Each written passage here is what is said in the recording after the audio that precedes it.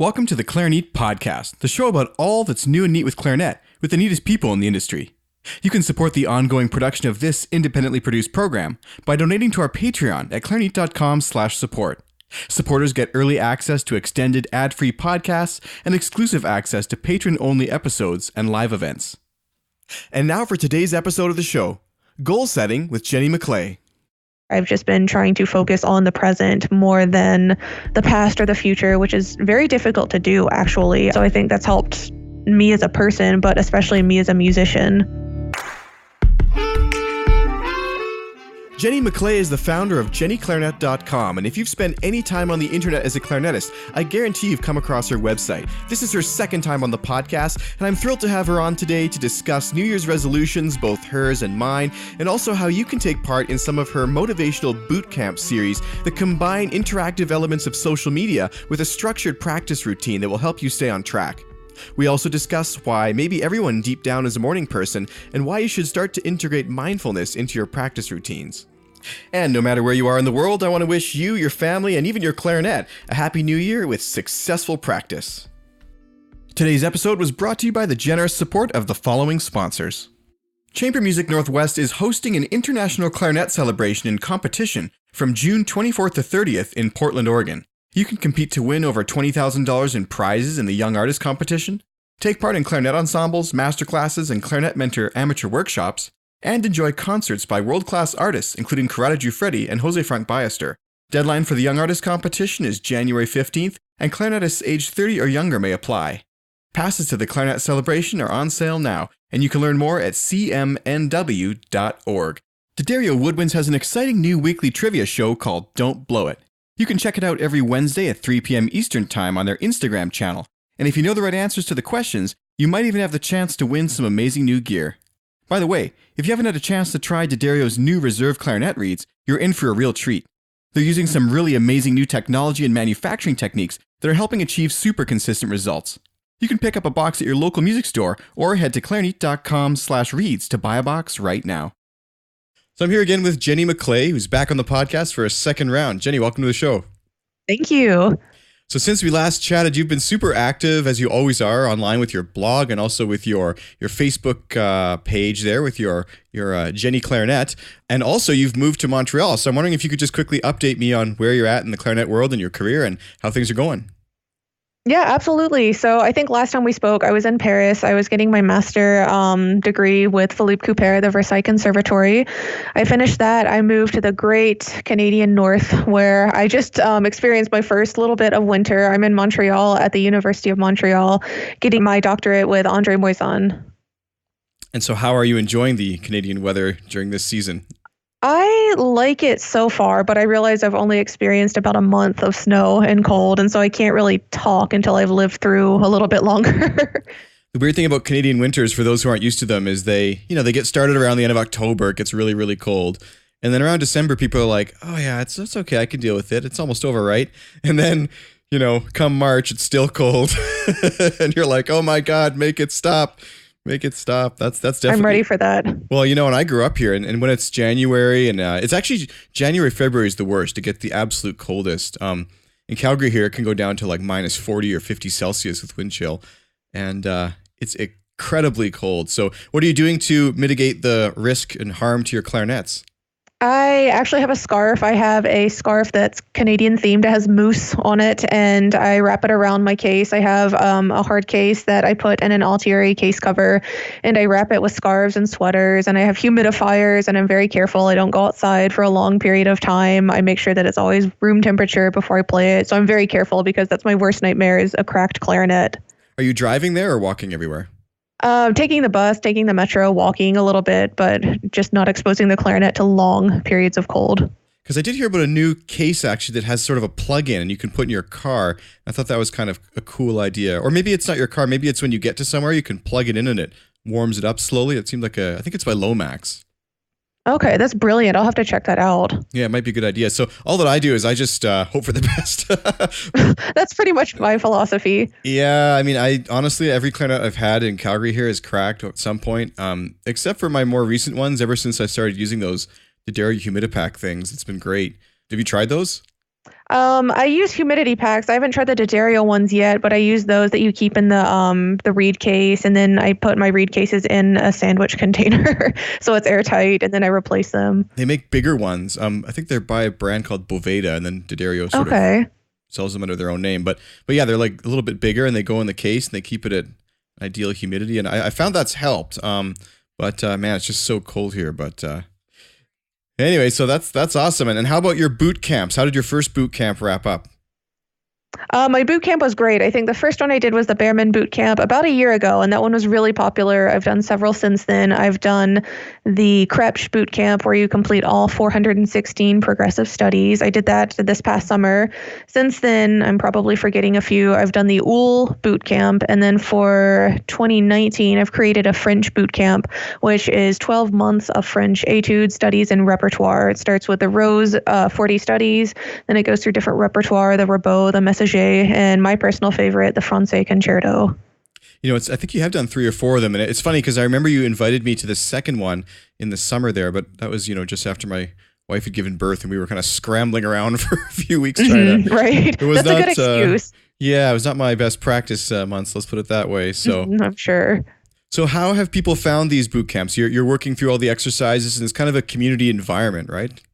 Yes, for some of them, there's more participation than others, but I think it's a really great way to not feel as lonely when you practice. I actually enjoy practicing scales and technical etudes and excerpts, but I know some people, it's like pulling teeth and they hate it. So anything to make it more fun, to feel like you're suffering together, to know that there are people from around the world that are participating, that way you have this accountability where others know if you practice or if you don't practice. And for some of them, there's been really nice engagement where they contribute fingerings or breathing or phrasing suggestions. So I think it's been really helpful just to not feel so alone when you're practicing and have a structured plan. That way, if you know that you want to practice, let's say the UL 48 studies, then you have a plan and you don't just stare at the book and say, oh no, there are so many of these, where do I start? How is the social participation occurring? Are people uploading videos or sharing comments on Facebook, or what's happening? It depends on the boot camp. I think the Krebs was very active. The Behrman was very active. And then the UL was in October and November. And that one wasn't quite as active because of Halloween, Thanksgiving, different holidays. So I think it depends a lot on when I upload the boot camps and the schedules, concert schedules, school schedules, things like that. But people have been uploading videos and commenting, sharing clips of them performing. So I think that's very nice. I've noticed the same thing with the podcast. It seems like just some seasons are a lot less sort of, active than others. And maybe people just go and binge listen, And for those who've never taken part in one of your boot camps, like let's maybe walk through where do you start and what's happening when you're sort of in the middle, and how do you know when it's over? Right. That's a good question. So for all of the boot camps, I choose a book, a piece, something to work on. So let's say the Behrman boot camp, which is the first one. I started that for myself. I had never gone through the entire Behrman Opus 63 Division 3. I had never finished that scale book. And so I made a practice plan where you can finish the entire scale book in a month. If you did these exercises every day, you would finish in 31 days. So I created that. And you would go on day 1, it would have the outline. You need to practice lines X, Y, and Z, or whatever the case may be.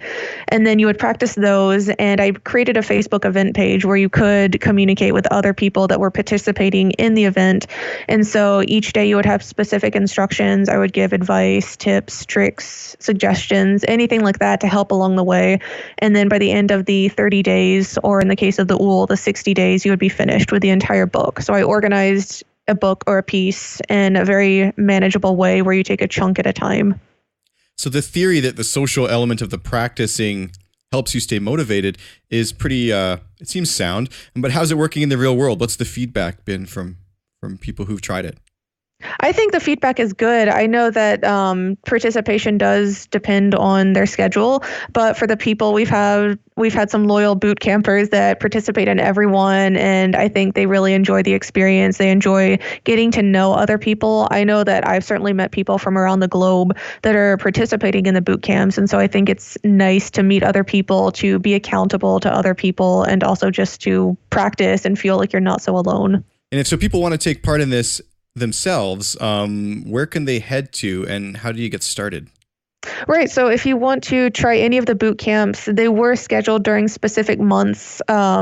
For example, the Krebs was this last June, I believe, but they are still on my blog, which is jennyclarinet.com. And once you go there, you can search boot camp, and it should have a list of all of the boot camps that I've done. You might not have the social element now, but the Facebook events are still on Facebook. You can print out the boot camp calendar and the guidelines, and you can still use the boot camp template any time of the year. So if one of your New Year's resolutions is to complete the Behrman book, you would just print the guideline and the calendar, and then you could start on January 1st, and you would have the 30 or 31 day practice plan, and you would finish in that amount of time. So they are still very much available for anyone that wants to complete them, but they don't have the same social aspect, because when I created them, it was with the Facebook event page, and I would encourage people to spark conversations, but the plan is still online. So if you're late to the party here, you can still take part in all the original ones. Right. Mm-hmm. Awesome. So this is kind of the group goals that you've been setting for your community, but what about your personal goals? What's the next boot camp coming up, and where do you see yourself in the new year as far as your personal practice? For the next boot camp, I do have the 2019 French Clarinet Boot Camp available for anyone that wants to purchase this. The difference between this and the previous boot camps, this one is available for sale. The others are free, but since this one is the entire 2019 year, it's 12 months. It costs $12, $1 per month. So if you are interested, you can contact me through my website, contact me on social media. So that's the next one. I have a few more free ones planned for 2019. I am planning on doing maybe the Yettle scale book, which I've never done before. I have some other ideas for scales, technique, and etude books that I'd like to do. But as far as personal goals, I would like to keep writing on the blog. My New Year's resolution this year in 2018 was to write one blog post every week, and so far I've succeeded. So I think I'd like to do the same next year. For practicing, I would like to practice as much as possible, of course. Nothing new there. And just play as much repertoire as I can, specifically more modern music by more modern composers, which is something I've previously shied away from. So I'm hoping to fix that next year. What was the hardest part about achieving the goal of writing the blog post weekly? Writing the blog post weekly. There were some weeks when it was really busy and it would be Friday or Saturday, and I would think, there's nothing that I want to do less than write this blog post. But then as soon as I start writing, I get really into it. I love writing. Once I actually do it, it's just finding the time was the hardest part. I can't remember what book it was that I read, but it was something that talked about when there's something that you don't want to do. And even me, I get this way with the podcast. Like, I love doing the podcast, but sometimes just sitting down is the hardest part. Like, just getting in the chair and turning on the computer. And I don't know why. So, but there's this book I read that talked about just give yourself 5 minutes. Just make yourself do it for 5 minutes. And then if you want to, you can stop. But what ends up happening is that usually if you put in 5 minutes, it's really easy to put in 15. It's really easy to put in an hour and just get it done, you know? And I found that that's something that really helps me, just sort of almost tricking myself, being like, yeah, let's just do this for 5 minutes and come on, come on down. Let's work on the podcast, right. Yeah, that would be a good book. I've heard that before. Like, the hardest part about practicing is opening the case. The hardest part about blogging is opening the website, starting the article, and podcasting is just sitting down to do it. Yeah. And even with like practicing, I've had students tell me before, and I can totally relate. I fall victim to this now, but the hardest part's actually putting the clarinet together and playing that first note. Like, once you're there, it's easy. So I used to advise students, like, get yourself a clarinet stand, go home. First thing you do when you get home from lesson, put your clarinet together and set it on the clarinet stand. Put it in the corner of your room. Mm-hmm. Oh, that's great advice. Yeah, because with the plastic clarinet, maybe even they throw a plastic reed on there. I mean, they could just pick it up and noodle here and there, and there's no barrier to entry for the practice time. But when you get home and you're kind of just unpacking everything, just get it together. And I know that's kind of questionable advice, especially if it's a wooden clarinet and you've got a dog at home or something like that. But it might be a little bit more tricky. Yeah. So that's excellent. So I think this is so inspiring the way you've put all this together. And I definitely do hope that people do take the time to follow you along with these boot camps and get some good practice in. I hope so. That would be great. What other elements of, you say you're going to work on your personal practice, but how do you structure your practice sessions? It depends on what I have coming up, but typically the way I structure my practice sessions, I try to practice first thing in the morning because the longer I wait, it stresses me out. I'm sure you've had the same thing where you know you have to practice and then it hangs over your head all day and you think I really need to practice. I need to practice. And the anxiety levels just increase as the day wears on. So I always try and practice as early as I can in the morning with a nice cup of coffee or tea in hand. That's, I think you said that once. What's your warm up is a nice cup of coffee. And that's true for me. So I always try and practice early. I always start with long tones. And then after that, some kind of scale or technical studies. And then it just depends on the repertoire. I usually lay out on the floor or on a desk or something like that, all of the music that I need to practice that day. And then I usually go with what's most pressing. So if I have a concert the next day, that obviously gets the importance of that day. And then maybe some pieces that are a little bit further out, I wait until later in the practice session. I break it up. I take breaks, stand up and stretch. And that's about it. It really just depends on what I have on my plate at any given moment. I love that advice to get it done in the morning because there's such a freedom to completing a task and having the rest of your day to do whatever it is, either go to work or, meet a friend for coffee or whatever you want to do and be free of that burden of needing to do something later. Yeah, it's so true. The clarinet, I love practicing it, but it's terrible. I'm sure a lot of people listening can relate.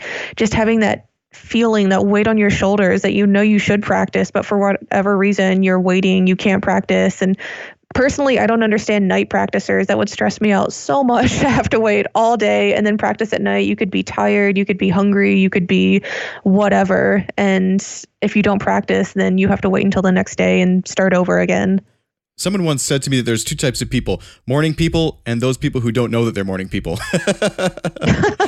I believe it. Yeah, because everybody actually functions better in the morning. And you might say, well, I'm not a morning person, but you can't be if you stay up till 2 a.m. and try and get up at 6, right? You gotta set a better bedtime. And personally, I'm horrible at this. And one of my worst traits is that I'm an evening person. I've tried to switch it for years.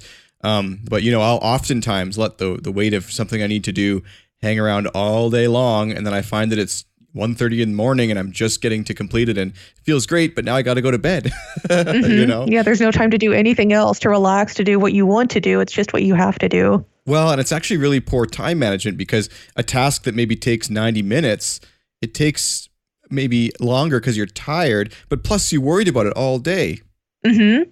So I wonder if musicians are more likely to do this, though, because of our career. I mean, most of the stuff that we do happens in the evening, like teaching or performing or anything like that. That's true. Yeah, I'll have to put that up in the clarinet community on Facebook or something and figure it out. Yeah, I'll keep my eyes out. Some of those polls have had pretty funny results. I mean, a while ago, I put up a poll and I said, which type of ligature do you prefer, inverted screws or screws on the front? And I think it was 97% of people said inverted screws. And was it you? Somebody commented and said, why does this poll even exist or something like that? That wasn't me, but that's a great comment. Yeah, I was like, well, I didn't know that it was that clear of an answer. I mean, I didn't know that either. Yeah, I mean, if the screw on the back is so obvious, why is it that all student clarinets come with standard ligatures with the screws on the front? Right. Why even bother? Yeah. I mean, students clearly could figure out just to put them on the other side. So I don't know why all student clarinets come with ligatures like that. It's super weird. I don't know. That is weird. So who are you studying with now that you're in Montreal? Andre Moisan. And how are those lessons going? What have they been like? They have been really incredible. He has a very unique way of teaching. For me, he focuses a lot on mindfulness and really the mental aspect of performing a lot. And I enjoy them because we do talk about the clarinet, but I think I'm at the level now where we don't necessarily have to talk about fundamentals, about embouchure or articulation. And there definitely is a time and a place for that. But we focus a lot on maybe yoga or meditation or more mindful playing and getting into a good mental space to perform. So I think that's been really beneficial so far. So I was wondering if you could expand on that a little bit, because in the Clarinet Book Club, for example, we just finished reading The Inner Game of Music, and that talked a lot about mindfulness for musicians and with performing and practicing. So what has that meant for you, and how has it affected your playing and practicing? For me, mindfulness is just getting into a good mental space before you perform. I have been guilty in the past before I perform of rushing in to the start of a piece where you don't necessarily take the time to take a few deep breaths and physically and mentally prepare yourself for what's to come.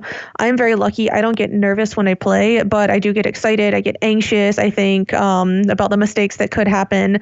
And so it's allowed me to calm down, let's say, the extra noise in my mind where you think, don't do this, try this, make sure that you don't do this.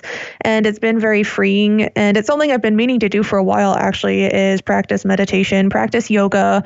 So I just started doing a little bit of that, and it's helped a lot. And I know they do have classes for yoga for musicians or things like this, but I think it's something that every musician should explore further. Was there a book or anything about meditation that you've been advised to read or that you have been following, or? Not in particular. I actually started with I think it's a 30-day yoga challenge. There's a YouTuber, and I can't remember her name right now, but there's a free 30-day video trial on YouTube where you can follow this one woman who teaches you yoga for beginners, which is what I am, is still an absolute yoga beginner. And so they have 30 days of that. And I'll admit, I've only done a few days. I haven't completed the actual 30 days. So I'm dipping my toes into this. And then for mindfulness and meditation, I know there are several apps, and I haven't delved into that territory either. I've just been trying to focus on the present more than the past or the future, which is very difficult to do, actually. I like to keep lists, and I'm always thinking about, I need to do this, I have to do this, this. And it's hard for me to just sit still and focus on one thing at a time. So I think that's helped me as a person, but especially me as a musician. That also ties in really well to our sort of conversation today about New Year's goals and practicing. I'm really bad for that too. You know, it's weird because you spend your whole life living in the moment, but it's the hardest place to be. Absolutely. You know, I wonder why that is. I mean, I'm really, really bad too for just keeping lists and, you know, I get the things done on the list, but I mean, I don't know where I was when I was doing it. You really get kind of removed. It's a strange experience. You multitask. I think social media technology, they're great, but it's so hard to just unplug. There's always notifications and emails and pop-ups and messages. And it's nice to have this kind of connected environment where you can reach out to people from around the world any time of day or night, but it's also really stressful. I don't know about you, but I am inbox zero. I'd like to have zero notifications, and that's not always possible. So I get stressed just trying to make that happen. And it's hard to just live in the moment because I'm always so busy trying to just reach that inbox zero lifestyle. Nothing on the to-do list, nothing in my inbox. Yeah, I've had to just accept that the inbox has things in it, you know, like there's sometimes so many things to do in there, and it's just going to take months to actually sort through some of them. Like, you know, maybe a podcast guest has wanted to come on, and I've just got to kind of leave it in there until I know I can deal with it. And someone once told me to sort things, to try and zero out your inbox every day and sort things into a to-do folder. But I find myself just moving past it, and I never really get back into that to-do folder correctly. So right, there's never a day where you go back to that to-do folder. Yeah, it's hard to do because you've got so much else to do, right? And it's one of the weird things about social media and life today too, is that I find, and this is really annoying for me, I was the kind of person who, when text messaging came out, I absolutely hated it. And I still don't really like it that much. When I first started doing all that stuff, I found it really distracting, all the texting and things back and forth. And I also couldn't understand why people would want to text back and forth 200 messages over an hour instead of just talking on the phone for 5 minutes. You know, and it gets really bad with email these days too. It's crazy. The best advice I got about emails actually was in a book called The 4-Hour Workweek by Timothy Ferriss, maybe his name is. Have you heard of this book? Okay. No, I haven't. Actually, I'm writing it down now. It's actually kind of a bogus book in a lot of ways, but okay. But there was a few pieces. Well, I mean, he sort of advocates some weird stuff like outsourcing your job, and it's just an odd book. It's not for everyone for sure, but there's some good time management things in there, because his idea is basically that like people spend way too much time working, and tasks expand to fill the time that's given to them. So if you give yourself the whole morning to do your emails, it's going to take the whole morning. But if you give yourself 25 minutes, and that makes sense. Yeah, you're going to find a way to do it quicker. And I can actually definitely attest to this, having had a kid now, is because I was like, how am I going to get anything done? And the answer is I just waste way less time. I'm way more efficient. I've found way faster ways to do almost everything. But anyways, his advice about emails was to do them once a day, set a time that's the same at every single day. 4 o'clock, maybe you just turn on your emails, you respond to as many as you can, and you try to zero it out in that time and then move on to the next day. I tried it for a while. I would only turn on my phone emails at 4 p.m. for a few weeks, actually. It was amazingly hard not to refresh constantly. But it drew attention to me and made me more mindful, if you will, about how many times throughout the day I'm actually checking my emails. It's hundreds of times. Right. It's so many times. It's hard to just unplug from that because you see the notification, you feel it vibrate, or the notification goes off. It's really distracting. Yeah. And this whole idea of multitasking is just totally a myth. I don't believe that anyone can really multitask like they think they can. So anyways, well, thank you so much for sharing your sort of your long-term goals as well as your short-term goals, and also how you're helping other people achieve their goals. I think that's really excellent. And I do hope that everybody does take part in one of your boot camps and checks out your website at jennyclarnett.com. Thank you so much again, Jenny, for coming on the podcast, and we'll have to touch base again soon. Yes, thanks for having me. Thank you for listening to today's episode of the Clarinet Podcast. Show notes for this and all other episodes can be found at clarinet.com. While you're there, don't forget to join our email newsletter for free updates, exclusive offers, and a chance to win giveaways. Guest requests, listener feedback, and comments can be sent to feedback@clarinet.com. Special thank you to our season sponsor, Dario Woodwinds. Don't forget to check out their new show, Don't Blow It, on Instagram, and also try a box of their new Reserve Clarinet reeds next time you're at the music store. The show is also brought to you by Chamber Music Northwest. With over $20,000 in prizes and world-class guest artists and vendors, their upcoming clarinet celebration and competition is an event that you don't want to miss. Learn more at cmnw.org. Clarinet is made possible by listeners just like you. You can support the ongoing production of this independently produced program by donating to our Patreon at clarinet.com/support. Supporters get early access to extended ad-free regular podcasts and exclusive access to patron-only episodes and live events. This program was produced and hosted by me, Sean Perrin, in Calgary, Alberta, Canada. Music performed by Michael Lowenstern. Debate episodes co-hosted by Andrew Morrow. Audio editing by Brian Chappells. And copy editing by Megan Taylor.